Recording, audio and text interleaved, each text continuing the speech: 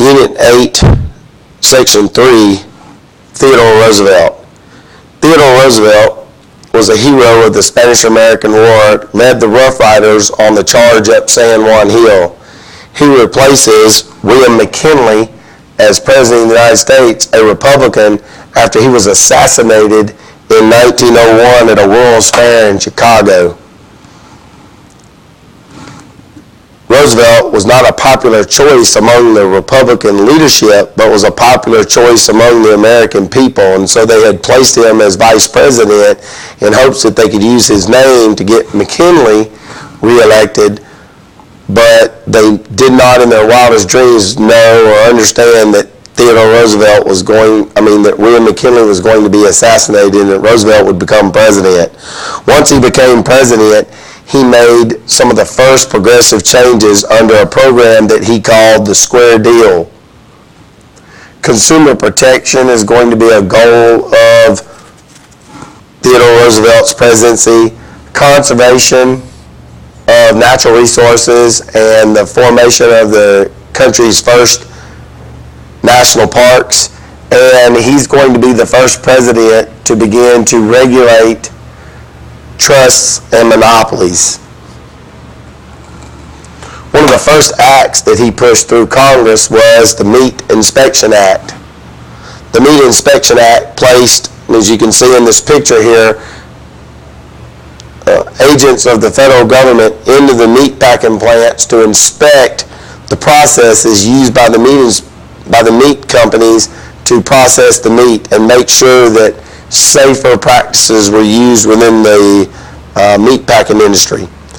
The second reform that we're going to talk about under Roosevelt's Square Deal is the conservation movement. The conservation movement was all about setting aside lands for national parks and forests. Roosevelt was the first president to begin to set aside land for this purpose, and it was for our children in the future so that they would be able to see a lot of the land that the United States had at that time and enjoy that for future generations. So not only did Roosevelt reform domestically in the United States, but he also made a huge change as far as foreign policy. During the Spanish-American War, he realized that the United States Navy had a difficult time getting from the Atlantic to the Pacific Ocean.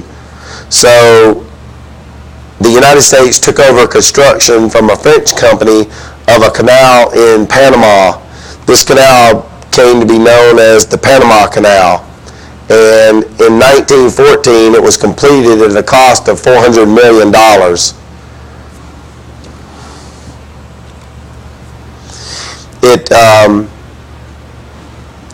Ships can move from the Atlantic to the Pacific through a series of locks and across a lake that goes pretty much all the way over Panama, and then go either from the Atlantic to the Pacific. Here's a diagram of how the locks work. Basically, the ship moves from the ocean into the first lock. The lock fills with water, raises the ship to the second lock, so on and so forth, until it reaches the lake. And then the process on the other side is the same, and the ship is lowered to the Pacific Ocean.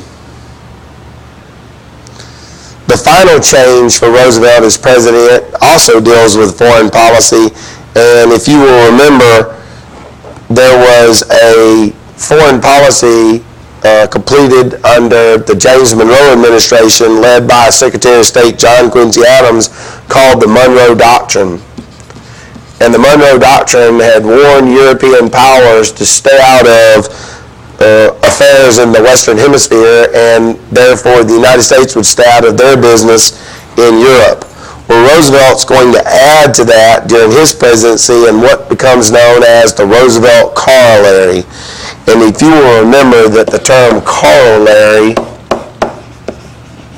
simply means add-on, then I think that you'll understand what the Roosevelt Corollary did. In the Monroe Doctrine, it told the Europeans to stay out of the Western Hemisphere, the Roosevelt corollary is going to highlight and say specifically, stay out of South America. This concludes the lesson on Section 3 of Unit 8, Theodore Roosevelt.